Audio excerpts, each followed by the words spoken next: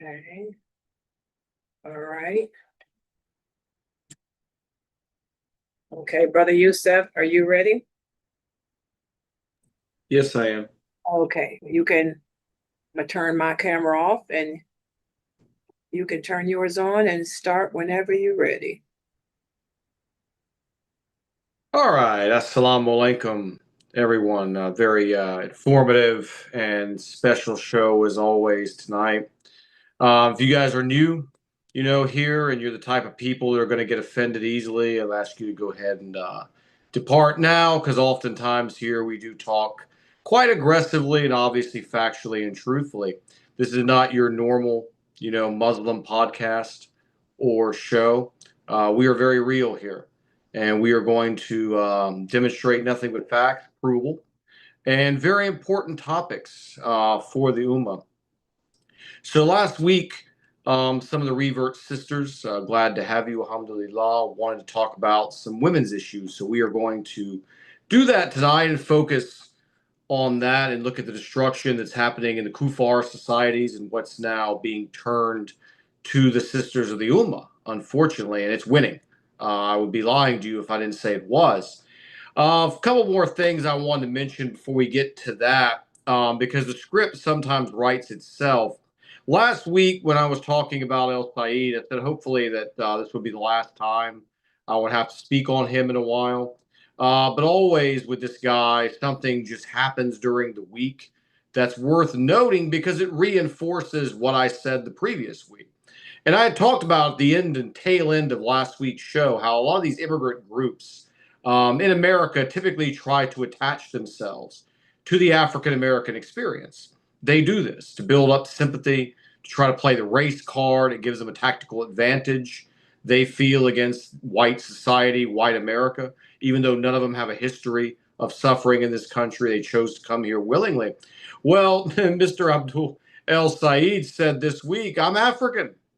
He came out. Now, Egypt is in Africa, obviously. I don't need to give a geography lesson on that one. But we know why he did this. Because when people traditionally think of Africa or African person, they're thinking of someone with a dark complexion. They're thinking of someone who came from sub-Saharan Africa. They're not thinking of an Arab, a North African Arab.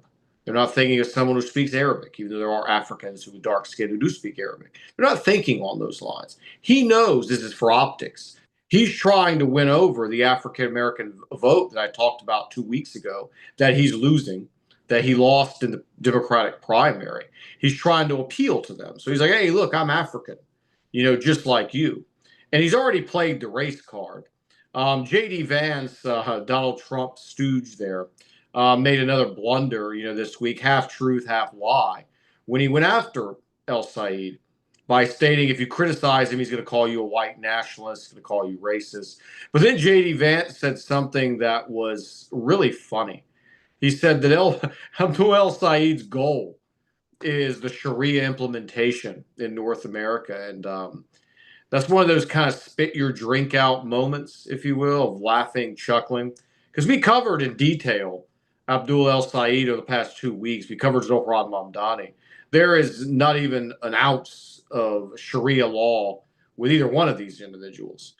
These guys are gutter trash, far leftist pigs. I mean, but J.D. Vance is now the henchman of Trump, is interjecting that into this race. This is somehow Muslims. And again, I warned for years this was what they were going to do. They were going to attach far leftism with Islam. So when people who are already detested by the far left and how wretched, we're going to look at a lot of far left issues here tonight, as we always do. And then now you can associate Islam with that when they are completely the opposite. But because of these scoundrels, these immigrant groups that come in here trying to take power, we had the quotes last week. Now they've allowed Islam to easily be attached to the left. So when this guy comes out there talking about hating white people and killing babies and how great abortion is and how great LGBTQ is, raising your taxes to force you to buy medical insurance, people are just going to go, yeah, that's Islam. Because they've never opened a Quran. They certainly have not read it in Sunnah, unless it was cropped and pasted on Twitter by a Christian apologist. They've never heard a statement of the Prophet ﷺ. But now again, Abdul El Said, that's what he does. He's Muslim. All these policies, they're Sharia law. and J.D. Vance, the vice president, saying such poorly researched nonsense shows that he's either just given a script like, vice president, read this, or he's stupid, which I don't believe that's the case, or he's just a liar.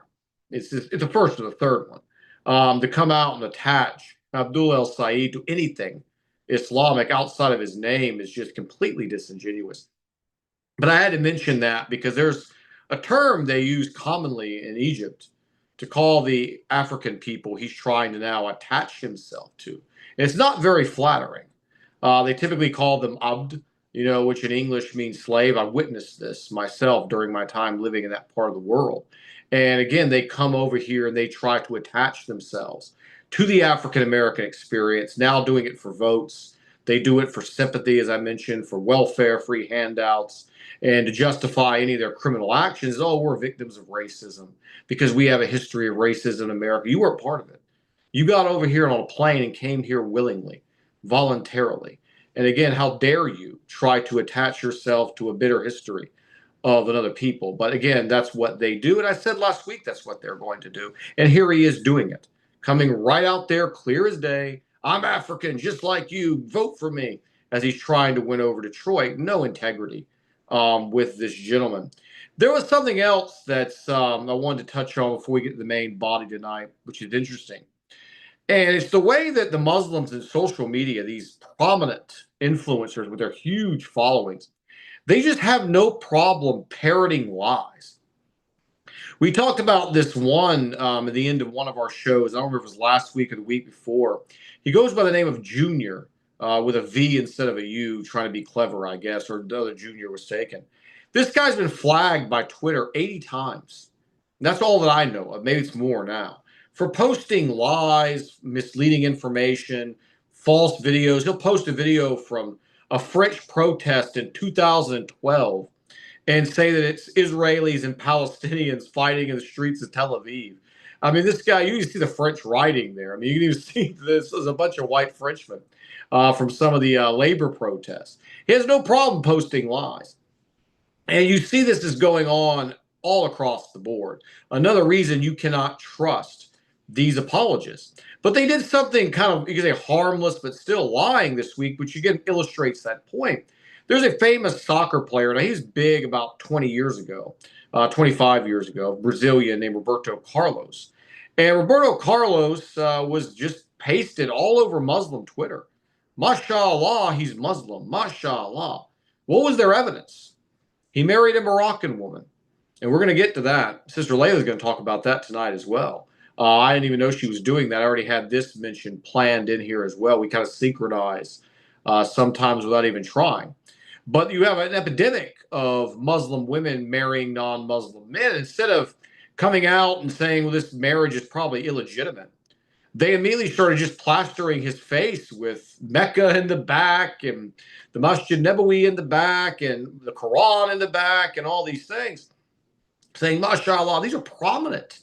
These are guys that Muslims unfortunately trust with spiritual knowledge, with other knowledge, are posting these type of things because they're so desperate to be a part of the celebrity culture and to get celebrity validation. Like a guy that can kick a ball in a net means Islam is true. If a guy that can kick a ball in the net better than another guy who can kick the ball in the net converts to Islam, mashallah, proves Islam is true. So we just have to run with it. If it was just some run-of-the-mill guy in a minor league who could kick the ball in the net for that level, they wouldn't be celebrating this. Well, Roberto Carlos came out like, hey, look, I love Islam. I don't have any disrespect to Muslims. I played with them, but I didn't convert to Islam. And they all conveniently go silent and they take the tweets down. They don't fact check anything.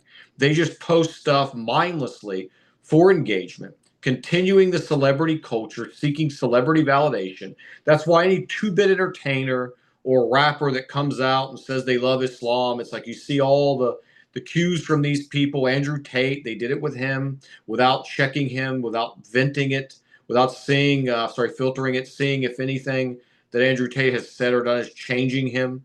They just ran right with it, just take the masses right to these people. And then, of course, those people didn't really sincerely convert, and then they lead you astray, or they lead the youth astray. And you see these things happening time and time again. The desperation that we feel that if some celebrity is not Muslim, it means somehow Islam is not true. Most celebrities are degenerate, soulless individuals by nature. And if they convert to Islam, great. Maybe they turn their lives around, but we're not waiting. We don't need such people, to be honest, unless they legitimately change. So let's now just want to cover those two little minor things, go back, touch on El Said a little bit. Now we're going to get into the main body of the work the sisters were asking for. This is for the ladies tonight, also for the men as well.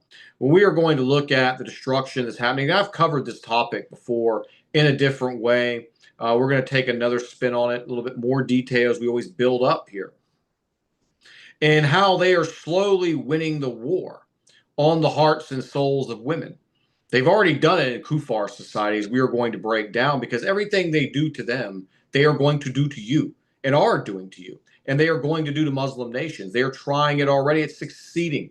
We are seeing massive success in the Gulf states. The degeneracy is present there. So I want to start off, with a question, to those of you who are female, who are watching here tonight. I have a deal, for you. You want riches, you want fame, you want to never worry about anything in your life again. You want to have endless amounts of attention and fame. All you need in this day and age is a cell phone, your female form, and there are a plethora of platforms out there where you can gain those riches, especially if you're better looking than the next. You offer something slightly more unique. We've got women on streams eating apples, literally eating an apple, but you say scantily clad or clothing is optional. We've got women in a variety of different lines of work through Instagram, through TikTok, engaging in provocative dances, engaging in provocative poses. We now see tons of women even wearing the niqab, engaging in such activities. I've seen these videos, they've been shoved down my feed now for the last month. It's that easy. You can go out there, take this deal. Everything the dunya has is at your disposal. But there's a catch, as there always is when you do the bidding of the shaitan. You will be trading over half your life in exchange for these blissful joys in your teens, in your 20s. And if you got good genetics and natural good looks, you might have a career into your 30s. If you have a lot of money during your teens and your 20s, you might be able to get enough plastic surgery. And with modern day filters, you might be able to have a career into your 40s, as one of the individuals has that we are going to look at toward the tail end here tonight. This is tremendous pressure, this deal. You trade off your youth, your formative days, you take advantage of that. You sell your soul and you'll gain the riches of the dunya that easily. That's the world now. And the challenge that the modern sister, the modern Kafir woman, is wrestling with. Now, a lot of these women are not equipped to deal with the advanced level of propaganda. They don't think about it that complex. They don't go that detailed into it. All they see is, I see this woman here, and I'm not going to name her name. She made over 40 million a year, allegedly on OnlyFans, taking off her clothes, posing in bathing suits. It used to be they had to do sex work. Now they don't even have to do that. All you have to do is have that camera again and that platform, and you have all these riches of the dunya. People of all walks of life, psychologically, take the path of least resistance. They do this in everything in life. If you give person option A, option B, option A is a lot easier, a lot less perseverance and legwork. Option B is tried and true. It's consistent, but you got to work harder. It's the moral way. But over here, you have that easy way, that easy path to riches. The vast majority of people, particularly young and impressionable minds, without question, are going to jump to the path of least resistance. A young woman can be on Instagram, Facebook, OnlyFans with very, very limited work. They call them content creators. You have women going around and they're literally their content that they are creating is doing household chores in their underwear, whether it's sweeping, vacuuming. These videos will pull 10 to 20 within 5 to 10 minutes, thousands of views. You can see them walking up the stairs in their home or their apartment building with a camera strategically placed. Obviously, you can use your imagination and know where that camera is placed, sitting in provocative poses. We've seen women now going into traditional male spaces to grift off of those men. We see these women doing it in the video game world. You have streamer females who sit in these provocative poses, scantily clad, hardly any clothing on, and getting tons of donations from desperate men because those men see them as, she plays video games like me. Maybe I have a chance. Wrong, obviously. You see women doing this in the fields of sports and politics. All you got to do is show a little skin, have a camera, and a will, and the riches will open for you. I mean, some of these women are pulling in millions a year, hundreds of thousands. On the low end, you see them pulling tens, 15,000. The world is an oyster for the modern woman. And the catch even gets better. You don't even have to be great looking anymore to pull attention and pull this type of demand. Filters, advanced makeup, camera tricks, lighting. You can enhance your looks by 2 or 3, looks points just with modern day technology. It's that easy. Men around the world have become so desperate for female interactions, female attention, they will even go to below average women and shower them with compliments and attention, donations, feeding them, which then feeds their view count, feeds the advertisers, puts more money into these women's pocket. The social media influencing female is one of the most dangerous creatures in modern society. You obviously have another one we're going to get into here in a second. They know him as the boss babe, another product of modern day feminism. They call him the boss babe or boss lady or other, insert cuss word after boss and you'll know what I mean. It's getting to the point now of pure insanity, the moral decay and direction the world is going. We talked about before the Muslim sisters, the so-called sisters, the Lily Jays, the Aya's Voice. Now, they don't go all the way. Lily J does. Aya's Voice still tries to pretend that she's a bit conservative, although her language is anything but. Lily J was a lot more easier to spot from the beginning because Lily J clearly was using her looks to grift Muslim men out of their money, out of their time and energy, and ultimately steering them into a deviant direction. Lily J just recently did a video where she was going into the masjid to pray while she was wearing yoga pants, which left nothing to the imagination in terms of her shape. She would later make a joke about it and then go on and put on a hoodie and a sweater and try to pretend she was being moral while she was giggling. They know what they're doing.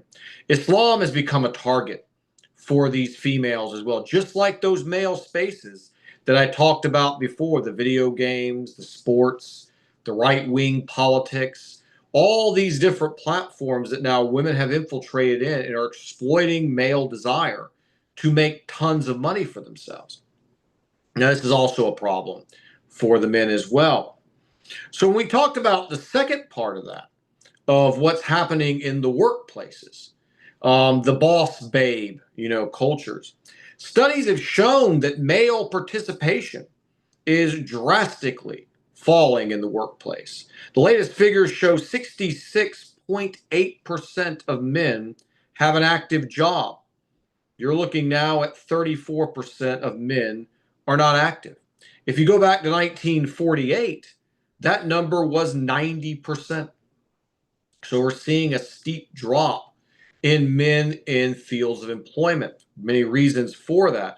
The female participation rate, however, has went up to record highs of 56%, where it was just 33% in 1948. And if you take out the elderly, this number is much higher.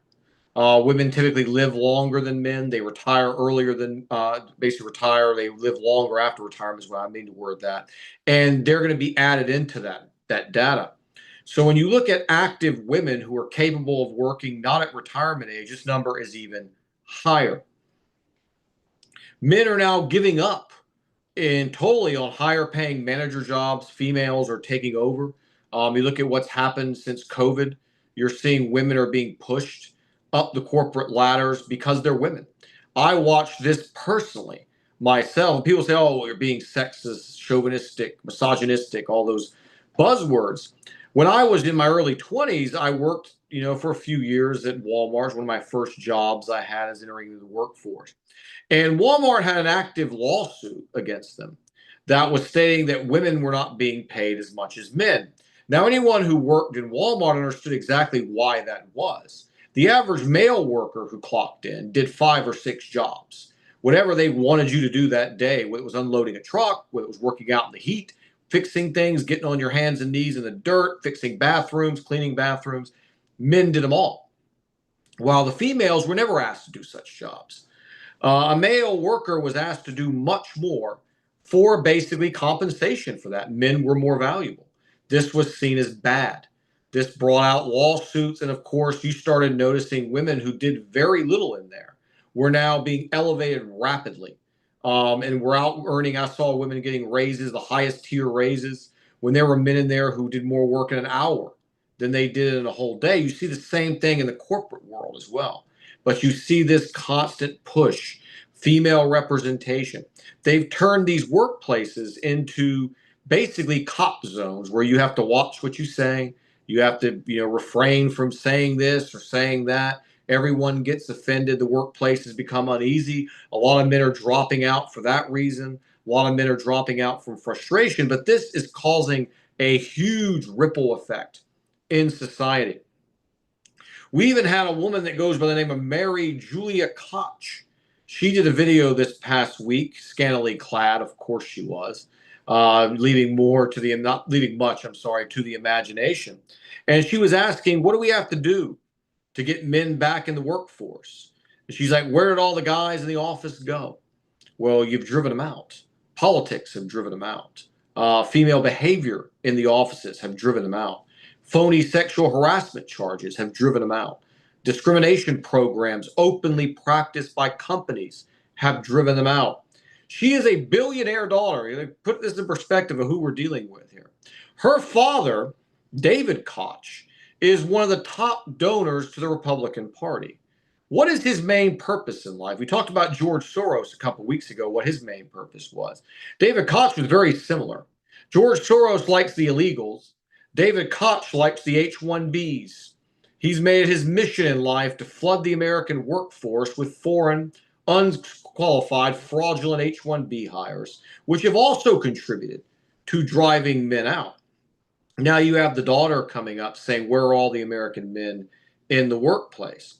New studies just came out this week as I had a plan for what we were going to do that showed 2 out of 3 American men in their 20s, from 20 to 29, are unmarried. This is the highest in history. You're seeing the number back in 1970. We covered this a few months ago when we did a similar conversation. It was 80% in 1970. 80% of men were married in this same age group. Now, 2 out of 3 simply are not. Feminism and women's liberation are like any drug, or poison. When you first take it, there's a peak, there's a rush, there's a good feeling, everyone's happy. But after time, it's like any intoxicant. You have a hangover, you have a come down, and you have, of course, in the end, if you've done it too much, you see the inevitable health problems that come from substance abuse. Well, feminism is exactly the same way. When feminism was first introduced, men and women embraced the free love in the West. No longer did you have to marry a woman to have sexual relations with her. For a woman, she didn't have to feel like she needed to depend on a man. If she simply had a fight with him, so be it. She would leave him and she'd go find another guy in 5 to 10 minutes. Everybody seemed to be happy. The men got their free easy access to pleasure, and women got to have these. There's abortion came in during this period of time, so all the consequences could be casually thrown aside. You didn't want to be with a guy anymore because he made you mad one night. Done. Break the commitment, the marriage. It means nothing. But as I said, as anything, reality starts to creep in, and you start to see the societal decay popping up over time, because when you break the rules of a law, you may not see the consequences immediately, but over the course of decades, the consequences are going to manifest themselves so openly that you cannot turn away from them anymore.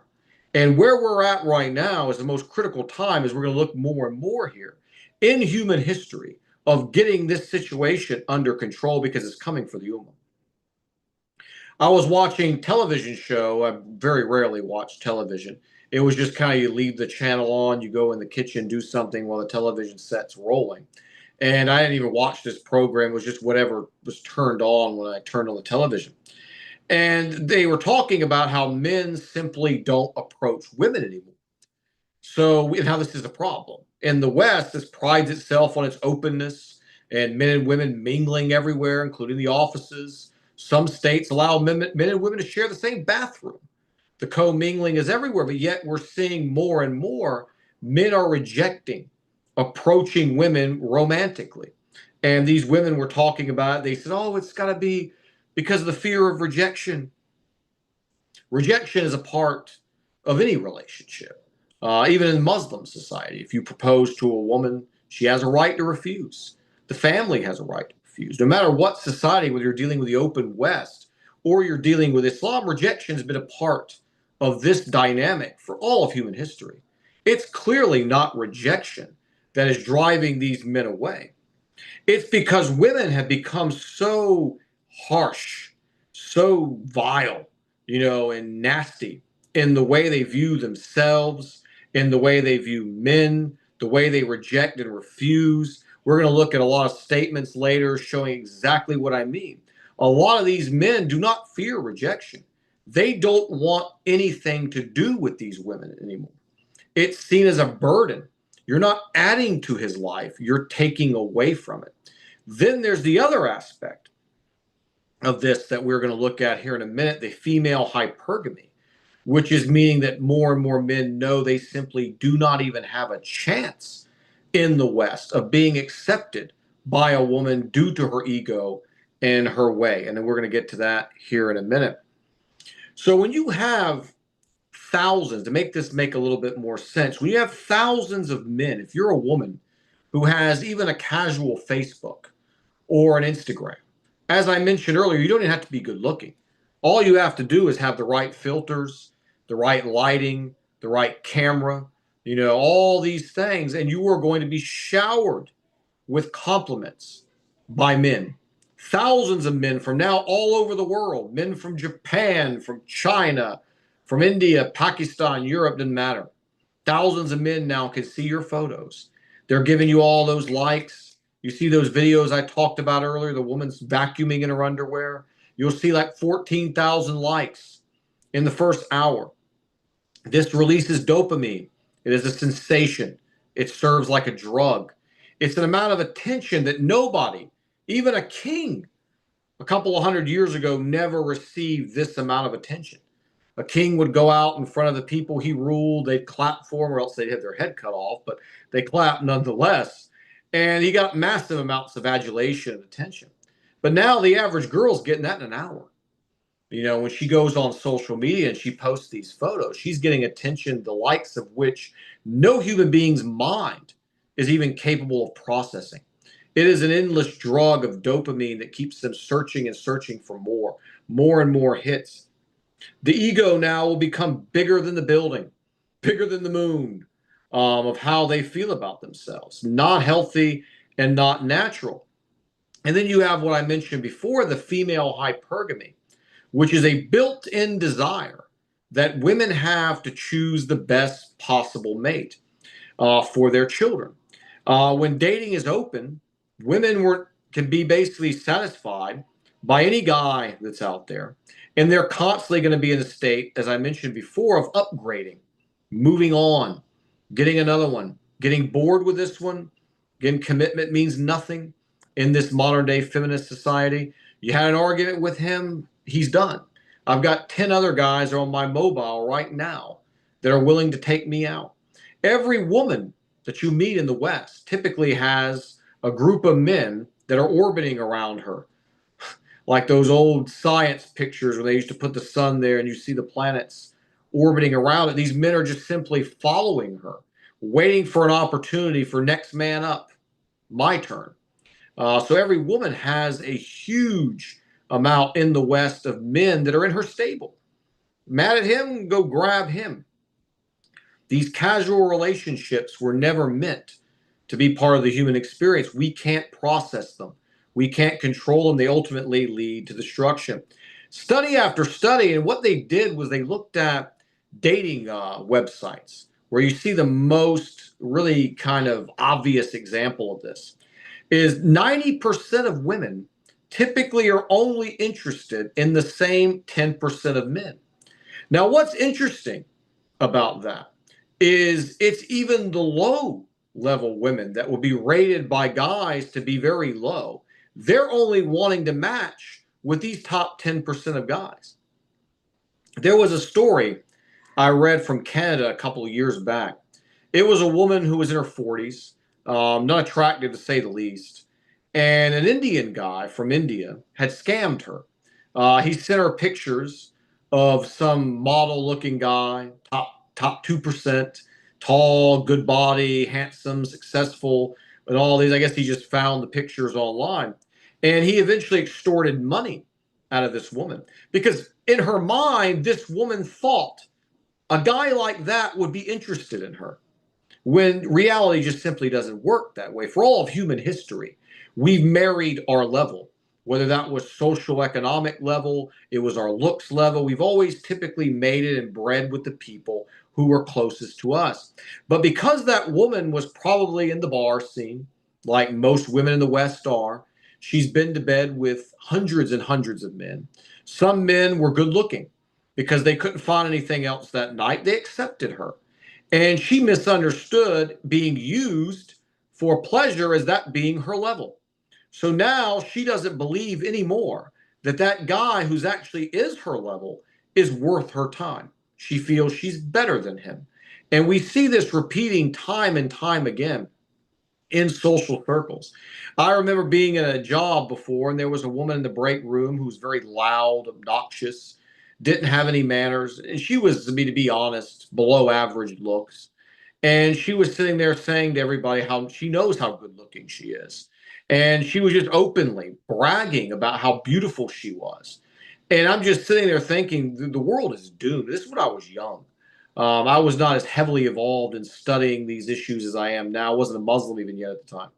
And I'm just like, the world is doomed because I was seeing it happening then of all the attention these women were getting, that they were having an overinflated self-worth, which was going to be a detriment to themselves and their mental health, as we're going to look at in a minute, as well as societies, because of what social media is doing. Just because a handsome guy accepts you one night does not mean he's your level. It means he was bored, he couldn't get anything else, and you were available easy. That's what it means. I've met these men. I know how they think. We as men typically know. Just like women know the nature of other women better than men sometimes, we are the same way. But we've had basically, again, what's happening from that is you see this kind of very dark, downright obsession that these modern Western women have with abortion, as we saw from the animal that we covered last week, when she was talking about how grateful she was that she could kill the baby because those men, plural, had hijacked her body. These men that she willingly engaged in zina with, they hijacked her. She should be able to murder the baby because she made poor life choices. Here this week, and feminism takes a dark turn. You get to the hypergamy, you get into the way they're now discriminating, not wanting even to give the time of day to a normal man who looks or economic factor matches with her. You know, you see what's even happening again, this darker side with the killing of the babies is quite disturbing. We had this story that came in recently, this ex-University of Kentucky cheerleader named Lakin Snelling. Now, if you're a cheerleader, for those of you who are living in Europe, this is just basically a woman who goes to ball games, wears the colors of the team, dressed as half naked for the ire and looks of eye candy, basically, for drunk men in the crowd. So already not a highly moral or questionable individual by any means, but she stuffed her newborn baby into a garbage bag, put the baby born, living in a trash can, and stuck it in the garbage. She, thank God, was caught. She pleaded guilty to these charges. We saw this week, even worse, we saw women wearing pink to support Lindsay Clancy. Who is Lindsay Clancy? Well, she's a woman who recently strangled 3 of her babies to death. And she cited the reasoning for that was because she was dealing with postpartum psychosis. Single mother, strangling the babies. We have the other one putting the baby in the garbage. We're seeing this complete separation that has happened from feminism between the divine feminine created by Allah subhanahu wa ta'ala, how women are supposed to be, how they're supposed to behave. The beauty of being a woman is becoming inverted, as the shaitan will commonly do. He will invert beauty and turn it into ugliness. One of the most beautiful things is a mother holding the child. Now you have it being inverted to where these wretched monsters are literally openly fighting for the right to murder the child as the shaitan has continued winning. Now, the final step, again, in feminism is being able to just outright kill and murder these babies. And then, of course, these women were out there. There's hundreds of them, maybe thousands of them. It was endless. We're cheering this woman on and saying, you don't know what she went through. So she's not to be held accountable for this. Those 3 innocent lives that she took that never got a chance of life, the mother they trusted from the time they were born, the time they were nursed, who was there with them when they cried at night. You can't trust your mother. Who can you trust? And these 3 babies murdered by this animal. And you have these feminists out there openly cheering on this woman. I mean, absolutely disgusting. They hate, again, what Allah has given them. They hate the responsibilities, as we're going to look at more and more here, in what Allah has ordained them with, the blessings of being a woman. Now, again, women have been used by the Zionists to push for this. The majority of women have pushed for abortions. We talked about last week, 17 states have now allowed abortion right up until the birth. The Zionists were there with the financial muscle. The women are there to give it legitimacy. But they've been with them every step of the way in demanding this. And as this woman's excuse was that she was dealing with this psychosis and this postpartum depression, blah, blah, blah, the modern woman in the West is a walking, talking body of pharmaceutical drugs and cosmetic products. It's like this chick, Lindsay Clancy, was pumped full of these psychotic drugs, all these antidepressants, their speeds, different versions of amphetamines, different versions of heroin, a synthetic version, damaging their brain chemistry. These people were extremely moody. You go and look at some of their cabinets in the kitchen. I've known certain people who had mothers who were like this when I was growing up, and you'd see 20 to 30 different kinds of pills, in the cabinets. We're seeing that women on average in the United States are 2.5 times more likely to be prescribed these drugs than men. Some numbers show as high as 30% of women are actively on antidepressants. Other studies show about 25. So let's say, for the sake of discussion, between 25 and 30%. 1 in 4, I believe, is higher than that, because a lot of this data is not 100% known. It's very difficult to prove. But from my experiences of talking to people over the years, working in a variety of states and different places, I think the numbers are much higher than that. We are seeing massive amounts of drug use among these women because they're living a hollow, shallow life. Instead of turning to God, because the media has turned them off of God, they continue to turn to the same things that got them in the position that they're in now.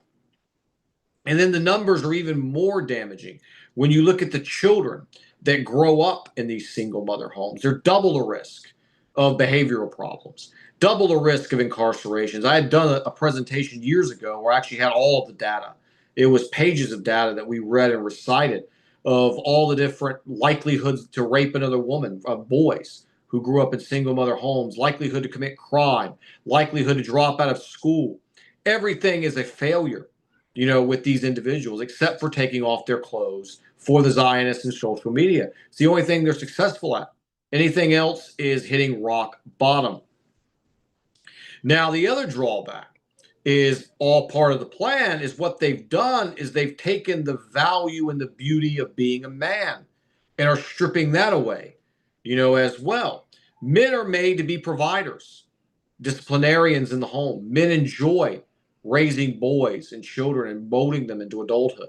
Men enjoy the feeling of bringing home the food and the things for the family.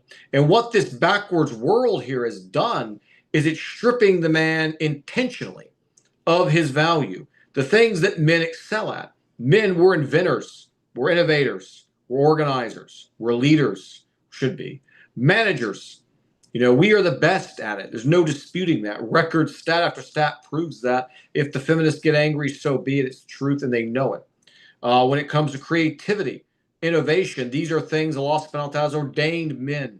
We have high standards on the day of judgment for the way we run our households. But we are being stripped of this value.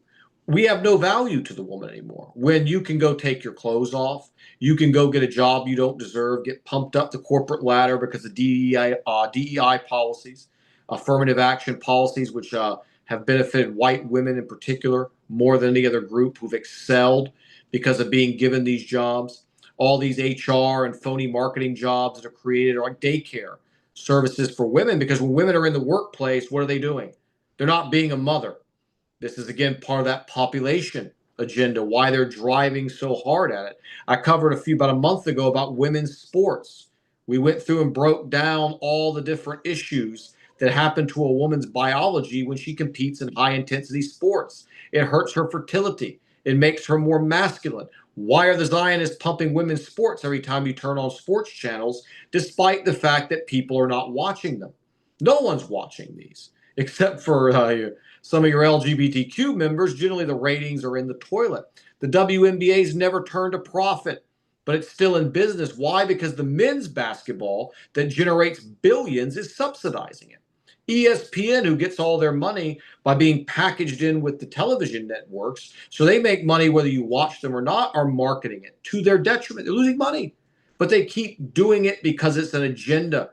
It's about lowering the birth rates and destroying the family. 80% of divorces in the United States are no-fault divorces initiated by women. They're simply bored. They say all the time when asked why, they want to travel. They want to see other guys. There may be a better guy out there for them. They're bored with their husband. They have no business being committed to him anymore. The spark is gone. It's one of my favorites when I hear men tell me that time and time again, that they got divorced and the woman told them the spark is gone. After 2 years, because you just simply can't compete with all the dopamine that these women are getting from any photo. We're going to talk the clothed photos, not much less the scantily clad photos in social media. A woman just posts a normal photo, she's going to get showered with compliments. Now, in Islam, another key thing is that Allah subhanahu wa ta'ala, the Prophet sallallahu alaihi wasallam, understood again the role of what I was just talking about, of the male protective nature when it comes to his wife, his sisters, his daughters. So it was prescribed that any male partner that wishes to marry a daughter, there must be permission given, by the father or the uncle if the father is gone, the brother. There must be some kind of a male figure involved in this process. A lot of people in the West, when they attack Islam, they go, look how sexist that is. Look how horrible and backwards that is. Well, I just want to give a couple of examples of famous cases, and we all know them from women we've met, how women are efficient or lack of efficiency when it comes to choosing desired male partners. And again, why that wisdom of the Sunnah is present. First example, Back in the 1980s, there was a man that went by the name of Ted Bundy. Ted Bundy was eventually charged, sentenced to life and death, in prison, convicted for the murder of 3 sorority girls. Now, Ted Bundy, by his admission, he doesn't remember how many it was. He had an IQ of the 160s. This gentleman was extremely intelligent, good-looking guy, so women naturally loved him. Ted Bundy had killed between 30 to 100 women in his life, by his admission. He said, I know it's over 30. Police believe it's 30. Ted says, no, I killed more. You couldn't catch me. I was that good. He was killing women in multiple states, California, Florida. He would travel. He'd meet a woman. He used to come out with crutches and an arm sling. He made it himself. Women would stop to help him on the side of the road. He'd get them to turn around. He'd hit them on the back with a tire iron. He'd rape them, and then he'd strangle them to death or something to the effect. Well, guess what? When he was being charged, armies of women were out there cheering him on. They were desiring to be in his fan club. They created fan clubs for this absolute monster who most likely would have killed them if they would have dated him, but they didn't see a problem with that. They did the same thing for Richard Ramirez, who was a serial killer out in California, went by the name of the Night Stalker. He would go out at night, stalk women who were alone. He would bludgeon them to death, strangle them, cut them up. They did the same thing for him. We see this behavior repeated time and time again when women are allowed to choose their own partners without that wisdom from a law of having that male environment. It gets even worse. This story came to my attention about 4 months ago. There was a British woman that went by the name of Sonia Exelby. She was from Portsmouth, England. Well, she was making relations with men online. What was she looking for online? She was looking for a man to torture her and bring her close to death. And she said she was kind of even almost welcoming the experience to be raped, choked, and beaten repeatedly by a man. Well, there was a gentleman who went by the name of Dwayne Hall from Florida. And he said, hey, I'm your guy. And she flew on her own money all the way out there and paid this man to do it. Now, what happened? Of course, he did follow through with his end of the deal. But during the time before he actually killed her, he was locking her up and torturing her slowly and raping her and things like that. She still had access to her phone. And she was sending text messages to friends and family saying, I'm stuck. I don't really like this. She thought for even a second that being tortured, raped repeatedly was a thrill. But once she actually got put in that situation, she didn't know what was best for her, of course. And she's now getting the full experience that she paid this man to do, and she's having second thoughts. She's having buyer's remorse. Well, Mr. Dwayne wasn't having it. He was fully committed. He wanted to engage in the experience, and this sicko killed her. And now he's in jail now. But this woman on her own, because in the West, we can't police women. We can't police their bodies. Who is a man to control their decisions? They're capable. Let them roam. This is what you end up having. Now, people always say, well, you're choosing extreme cases, as they always do. These are exceptions. But no, there's a pattern of behavior. When you look at the habits of these Western liberated women, you see a consistent pattern of choosing the worst of the worst men, drug dealers, lowlifes, men without jobs, men without ambition, are acquiring women in massive amounts in Kufar society.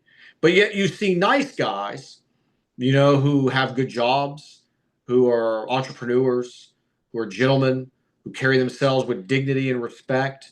Those guys are that 2 out of 3 we're talking about earlier. They're the 2 out of 3 that basically are not going to get married, probably ever. They even had a dating show that is done online where they pop balloons. And they had this one gentleman, who's an African-American gentleman from Atlanta.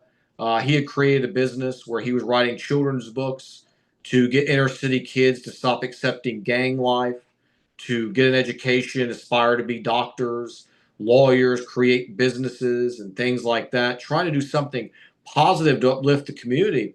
All the women on there immediately rejected him. And when asked why, they said he's too nice. The next guy that came up there was an aspiring rapper who used to be a drug dealer, and over half of them accepted him. this is what we're talking about. Anyone who's in the West who has a circle of people they know and they see these women, they see exactly who they choose. They choose these low-level degenerate type of men because, again, we as men know who those men are. We know what kind of husband or lack thereof these men are going to be. In Islam, we would stop it. But when you remove that male influence, that male protective instinct and control over women, leave them to their own vices, this is exactly how they end up. And of course, it's all by design. You bet it is. They know what's going to happen. It's totally intentional. Music, movies, all forms of entertainment that you see prey on this altruistic, thrill-seeking mentality of women from cradle to grave being bombarded. You see the schools now. You have the young girls, 6 or 7, they're teaching them how to twerk. They're teaching them how to shake their body, basically, for the approval of other men, teaching them to value only their sexuality and to use that sexuality to earn things or cheat things out of men, if you will. You have the songs, they state you don't need a man. You see this countless in hip hop, in R&B songs, and you can look at what's happened to the African American community. In 1967, about I think it's 76% of African American babies were born in a marriage. That number now is down in the 20s. It might be even lower. I'm just pulling the numbers out of memory, but it's very, very low. We've seen a huge reversal. And you see the music for years has targeted African American women with a message, you don't need a man, you don't need a man, throw that man to the side, and of course encouraging them at the same time to choose the worst, kind of men. And it's just, again, it's getting to the point, you think it can get worse, the next year comes along, and sure enough, it does. Now, I saw an interview on this. We talk about the Ummah and how that's being impacted. There was an interview with a Saudi woman who was interviewed in Arabic. They had translations up there, and based on the comments, which I also translated, what they were saying she was saying was exactly what she was saying. And she was complaining about men, stating that the men need to come with more money. They need to step up and all these different things. We hear this all the time. Men need to step up. There are certain truths. We have abandoned women in other areas that we do need to be more men in. But this woman had, from head to toe, fake eyelashes, nose job, fake lip enhancements, makeup for miles, enough to kill an elephant, decorative hijab halfway off the head, and possessed basically zero qualities that a man would say, I want to marry that. I want anything more than 20 minutes of fun from her. She had zero of these. These modern women are really offering nothing. They become so, again, in love with themselves through the conditioning of social media. They're just simply looking for an enabler, not a husband.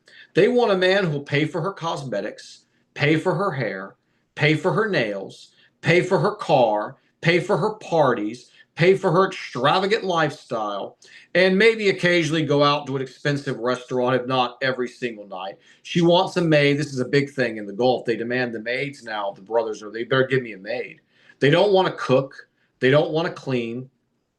They don't want any responsibilities as a wife. They feel they should offer nothing in the relationship but themselves because, as I mentioned earlier, the ego has grown so much that they feel I'm the prize. I'm all that matters here. I don't have to offer anything else. You got this. You got me. That's it. It's not how a marriage works. It's not how a marriage has ever worked. Men, in the end of the day, were always the prize with the resources he could bring, the job skills he had, the trade he had, and so on. But we've kind of, again, inverted it and flipped it to where this woman believes she has to do literally nothing and is asking the men to step up. When I lived in the Gulf, I was shocked because I was imagining, and it was bad back then, that I was walking into the heart of the Ummah. I was going to see a lot of traditional families, which I did. Alhamdulillah, I did see a lot of good Muslim families. But I saw a lot of these scenes, if you will, at the parks where you would see the Filipina maid or the African maid was playing with the children while the Saudi or the GCC mother would be sitting in the back with her makeup, looking in the mirror, taking pictures of herself and chatting or uploading stuff on social media while the kids were playing the entire time with the maid. We see this scene repeated time and time again, where you would see the kids running up to the maid as if the maid was their mother. showing more affection because that maid basically is their mother. That maid is the one cooking and cleaning for them. That maid is the one changing their diapers. That maid is the one that's taking them to school or any of these things, spending time helping them with their homework. The mother is doing nothing but the makeup and TikTok. And that's, again, extreme cases among the wealthy, but this is where it's starting to go.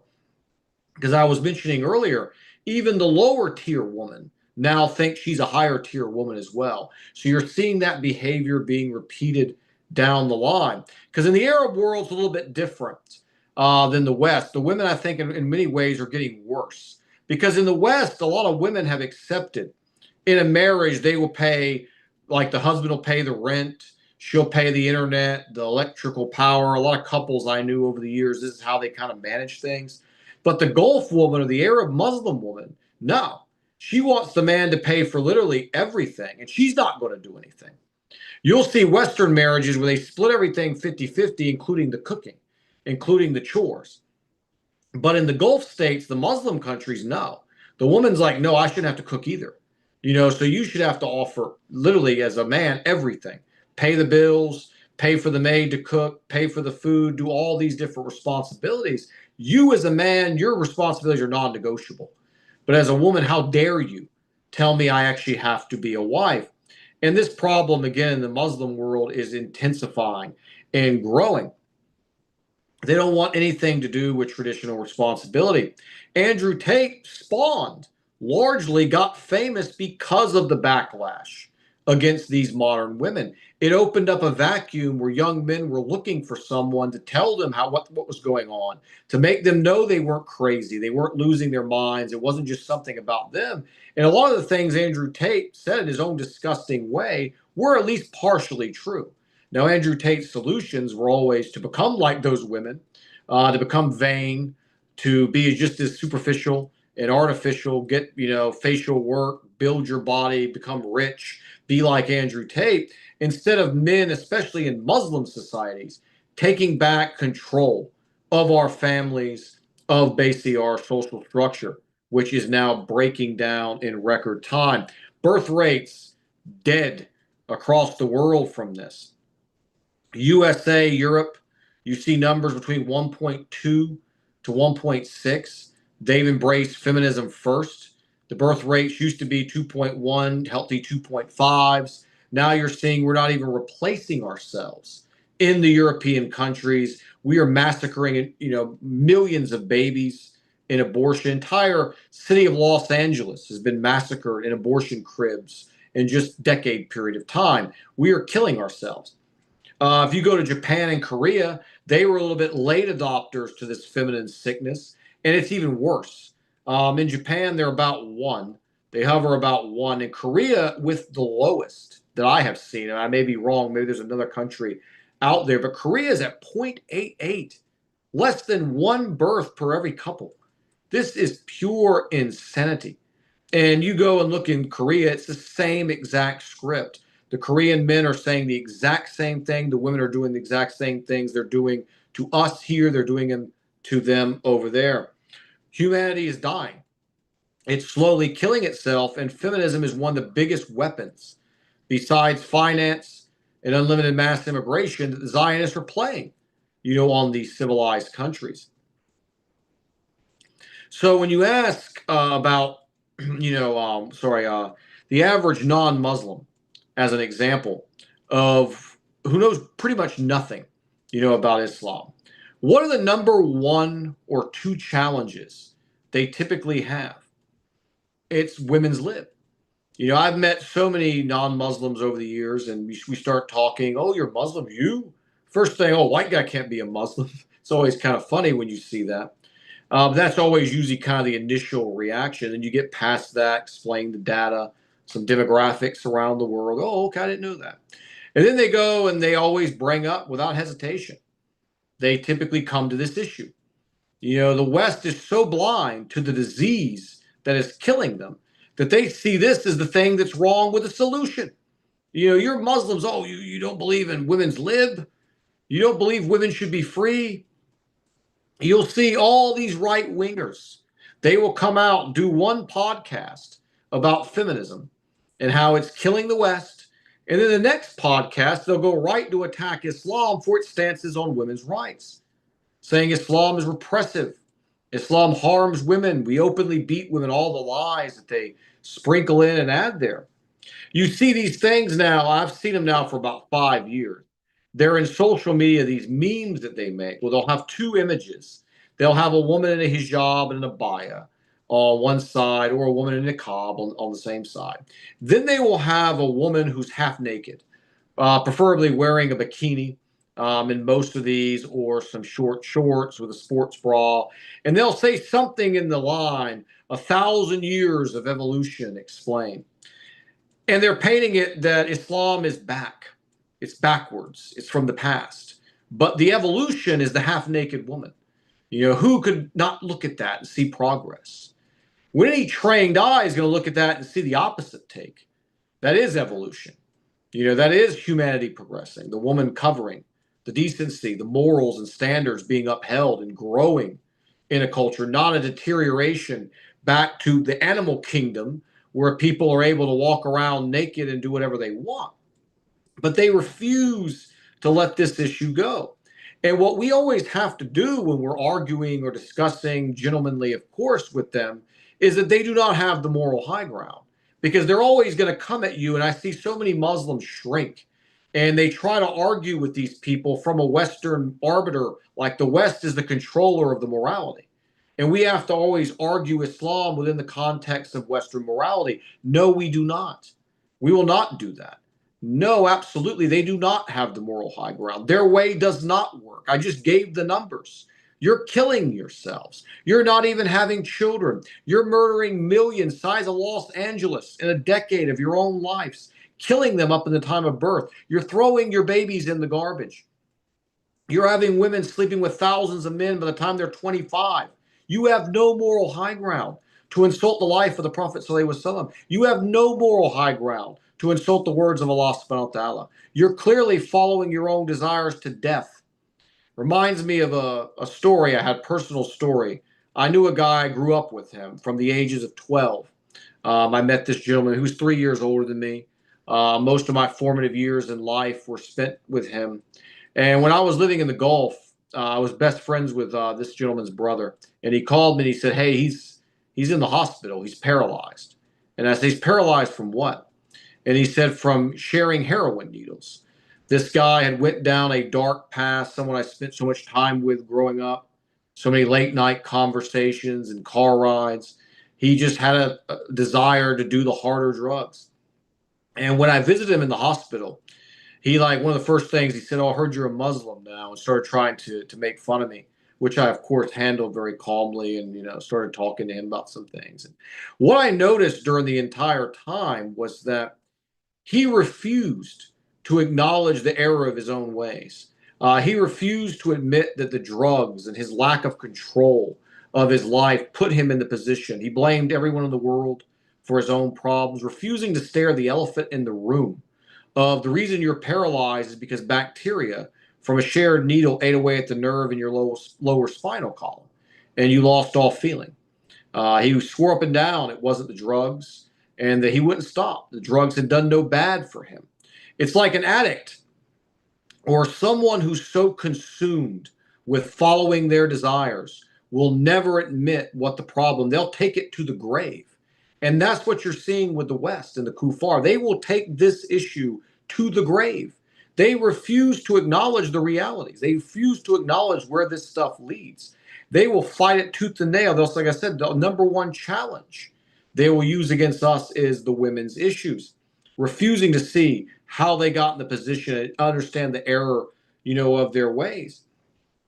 So as we continue in this series, we are going to start looking at some of these more prominent female individuals starting next week. We've already covered Aya here. We looked at the way that Aya is trying to get this cancerous feminism into the Ummah, because first they have to attack the Hadith. As we talked about a few weeks ago, they have to go after the Hadith. They have to delegitimize it. Once they can delegitimize the Hadith and the Sunnah of the Prophet ﷺ, they can then open it up to interpretation. They can insert the feminism in there. We are going to look at Hind al-Qahtani. Hind al-Qahtani became world famous over the last couple of weeks because her accounts were all banned in Saudi Arabia. Saudi Arabia banned all her Snapchats, her Instagrams. Hind Katani was one of the individuals I was referring to earlier. She did a video where she's literally just eating an apple with her entire chest basically exposed. This was the content that she was creating. She's got her two young daughters, young teenagers, and one I think early 20s, out there sharing the content with her, creating their own versions of the same content. And Saudi banned her, justifiably so. But did Saudi address the cause of Hind Katani? No. And we're going to look at that with what's been going on in that country for decades at this point now. Saudi's been marketing these women. They just brought in Haifa as a singer from Lebanon, I believe. They brought in another one of these women who I'd never heard of. It was generally the same. They're all the same. Same act, same shtick, shaking their body, scantily clad, selling sexual imagery. They have no problem flying them in, the entertainment authority, and platforming them for the young girls, but then they get angry when the young girls who are Saudi start acting like these women. And Hind al-Qahtani is one of their own. But the real main reasons they went after Hind al-Qahtani was that she criticized the government. Not for what I'm criticizing the government for, but for how strict and religious and corrupt, they are. But they had no problem, again, with these others. And they're paying millions to bring them in, to poison the minds of Saudi children, to destabilize the Saudi society, to break up the family. We're already seeing the evidences of that. The birth rates in Saudi are declining, and they're going to continue to decline. Feminism is a wild animal let out of a cage. And as I said, it ends up with putting your babies in trash bags. It ends up in no birth rates. It ends up in total misery for all members, of the society. And as men, we have to take control of our families again. I know in the West that's difficult to do. Western laws restrict parenting.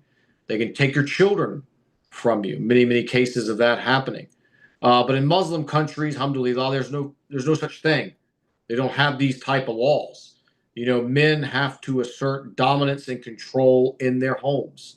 That's the only way to fix this. This stuff is not harmless. It's not a phase. They're not going through a little game. No. This is the difference in life and death for a lot of these women who end up down these dark paths. So we're going to close there. Continue this next week. Hour has been up. Opening for questions and comments. This was the people here said, mashallah, this is very good. I have a lot of comments here from people, everyone. One of the brothers here, he asked, can you give him the name again of this idiot who thinks that he was married to that the people thought was Muslim? What was his name again? His name was Roberto Carlos. He was a famous soccer player who played for Real Madrid and Brazil in the 90s and early 2000s. And wait a minute, I'm just reading what you got, brother. I can't see it so little. Okay, I can see it. Wait a minute. Let me make it your font bigger. He said, and what was the story? I came in on him. What happened with this idiot? What happened? Okay, so we've got Muslim accounts. These are prominent accounts. We're talking about between 80,000 and 500,000 followers. These are prominent Muslim influencers. And they're just spamming lies as usual, again, with no credibility because they are so desperately seeking celebrity validation. Like they've been doing like Cristiano Ronaldo in the World Cup. He mumbled something with his lips and all kinds of Muslims were pasting that saying, look, he said the Shahada before he took the free kick. And you were seeing people just running with this. Oh, Ronaldo is Muslim, mashallah. And it's like Islam is true because a guy who kicks the ball in the net, said Islam is true. Islam is true because of, many, many reasons. None of them have anything to do with a guy who can kick the ball better in the net than another. But it's that celebrity validation. They're just so craving it that just the thought that Roberto Carlos, they heard one rumor without even fact checking it, just started pasting it everywhere. And Roberto Carlos, he didn't want to insult Islam. He's a Christian. He's like, I have no problem with Muslims, but I'm not a Muslim. I don't know where this got going. He married a Moroccan woman. And a lot of people just, I think one guy started it and just assumed it. Because what Sister Layla is going to talk about later tonight is that we have an epidemic also of Muslim women marrying non-Muslim men. This is happening all over Europe. It's been happening for a while now. It's happening, as Sister Layla is going to talk about, here in the West, here in America. So they were assuming because she's Moroccan that I guess he converted, but no, it's just an illegitimate marriage by Islamic standards.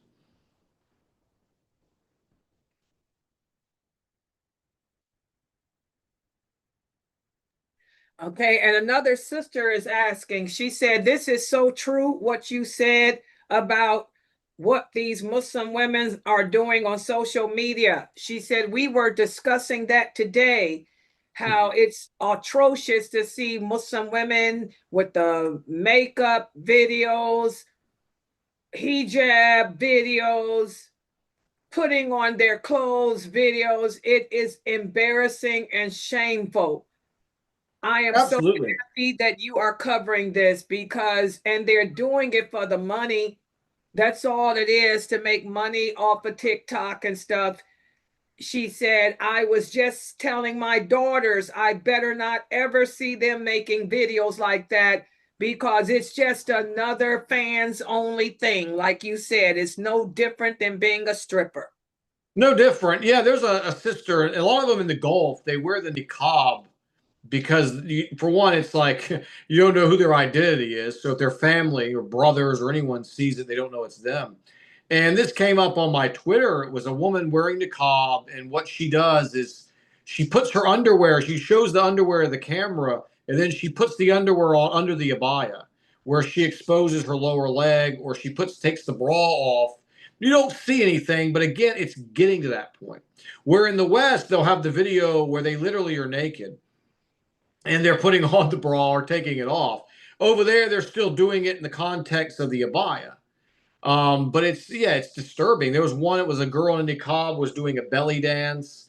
The chore videos I talked about, big in the West on the Facebook and Instagram, where the women will do vacuuming and mopping and stuff in their underwear. You're seeing this happening with Muslim women are doing it with tight abayas, with hijabs on, and they're making sure the camera's in the right places.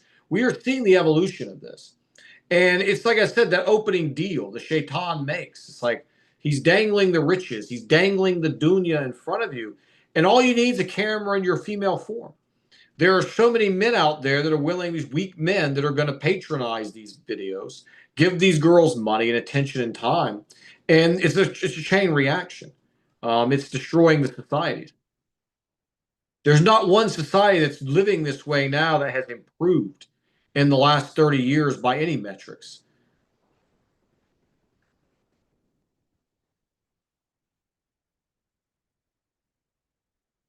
Any comments from the Zoom room? Go ahead. That's all I had from here. Any comments from the Zoom room?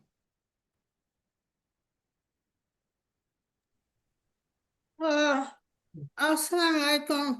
Walaikum salam. I see more. It's instead of teaching or trying to teach about how Muslim women should dress and what they should wear, and it seems like it's more about advertising now. Like they're trying to sell something. They're trying to wear these pants. These pants are,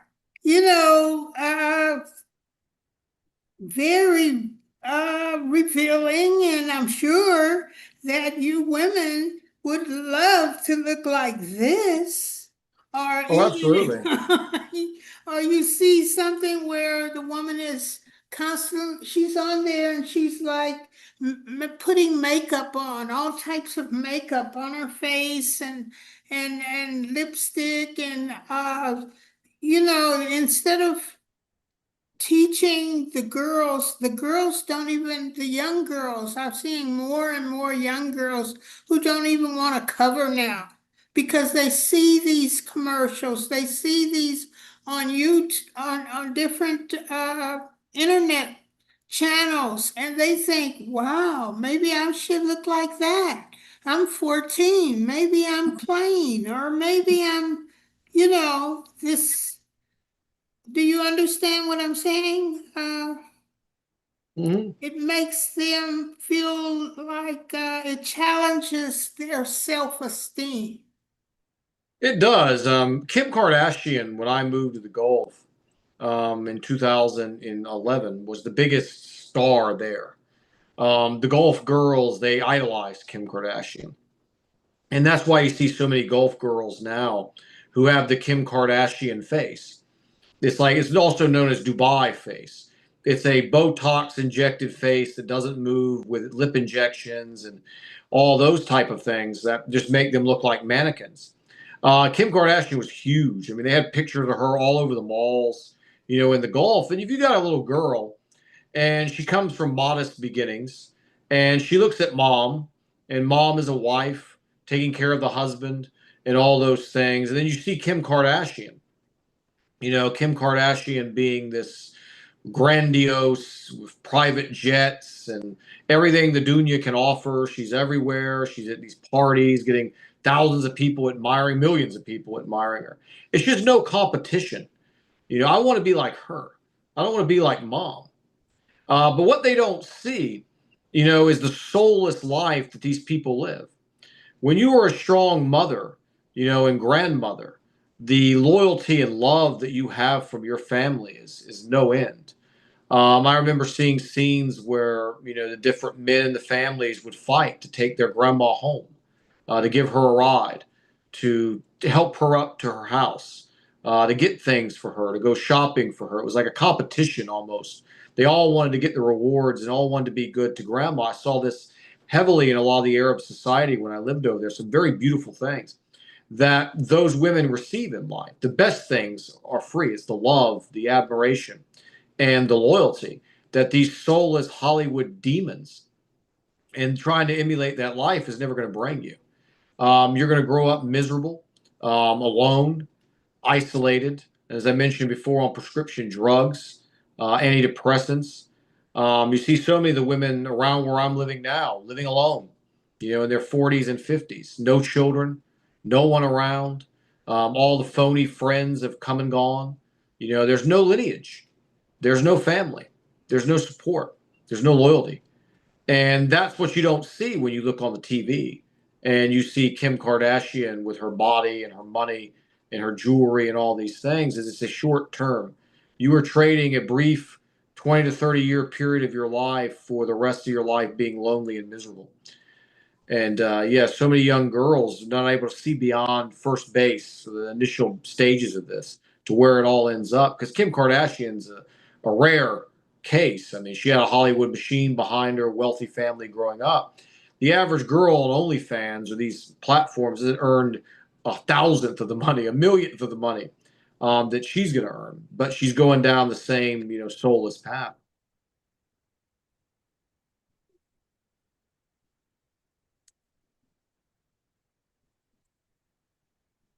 Okay, a couple of the people here are commenting the same thing. Basically, they're saying, may Allah bless you for keeping this topic going. And there's so much to say about it. We have Islam is under attack, as Sister Layla spoke about.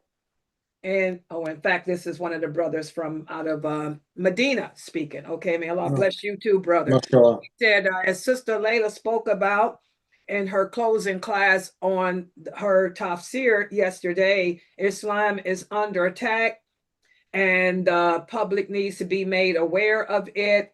And we need brothers such as you to continue to speak like this. We are in the fourth phase that our Prophet Muhammad sallallahu alaihi wasallam spoke about before leadership returns. And so the people need to be made aware of these days of fitan, as she mentioned. So may Allah bless you for keeping this topic alive and letting the public become aware of what's happening today. And we support you here in Medina, and we support all of the speakers at Sunnah Followers. May Allah bless you all. Amen. It's just like a lot care for that. Medina is I never got to go there, but I've heard the stories. Very blessed to be living there. I've heard some of the best people you ever meet. Just the peace and tranquility in that city. And one of the things that upset me was when I did go to Mecca. I never got to go to Medina. It was in 2011.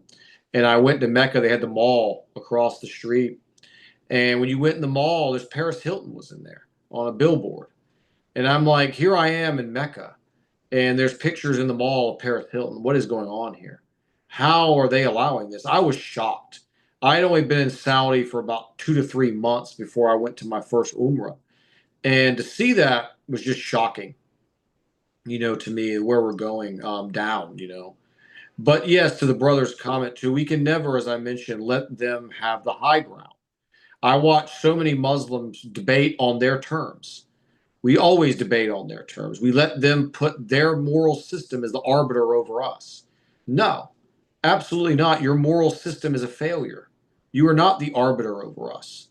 Our moral system is superior to yours in every metric. There's no just conceding anything here. You watch them squirm when they're asked about Aisha. You watch them squirm when they're asked about the Prophet ﷺ's marriages. You watch them squirm on any major women's issue that's ever brought to them. They have to repaint. You've heard so many of these apologists. Oh, the Prophet Muhammad ﷺ was a feminist. Even the one lady, Aya, voice was saying that. It's a new kind of mantra. It's the Prophet ﷺ was a feminist. The Prophet believed in women being valued in society for how Allah created them. But to call the Prophet a feminist is laughable and insulting, obviously with what that term means in this modern context. But we'll never stop, brother. Jazakallah khair again, and may Allah bless you.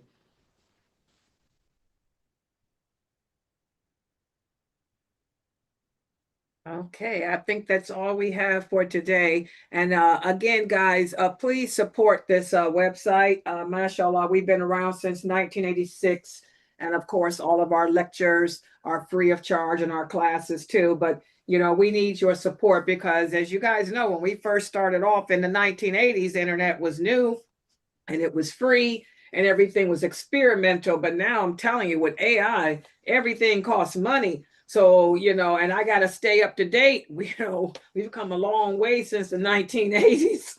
So please support us, guys. We need your help to keep up to date with the programs that we run, the robots we use, the AI assistants. So please donate, click on the link there on YouTube that's at the top and support us with your donations. Every little bit helps. I got to pay for these robots. And you guys know we need $600 more. We need $600 more to cover the expenses for this month, So please, please, please donate. And I want to remind everybody, don't forget we have my Ask Sister Layla live show tonight. And it's going to be like he said, go hand in hand with what Brother Youssef is speaking about tonight. We have a terrible epidemic that is getting out of control. Muslim women from around the world are marrying non-Muslim men, and these marriages are not lawful. These marriages are illegal. I don't care what the reason is, it's haram. And that's going to be our special topic tonight in the Ask Sister Layla live show. So make sure you guys are here. And in the next 45 minutes, we'll be beginning that. So we're going to log out for now. See you back here in 45 minutes. And make sure that when I put the Brother Youssef shorts out, which you guys have been doing, his shorts are still the top shorts. Make sure you guys share his shorts to your social media platforms. Put them out. The people need to know what's going on here, how Islam has become distorted. You need to know what the Muslim 2.0 is. He's coined that phrase, and that phrase has become very popular now. All right, so we're going to close out for tonight. Subhanakallahumma wa bihamdika ashhadu an la ilaha illa anta astaghfiruka wa atubu ilaik. See you guys in 45 minutes.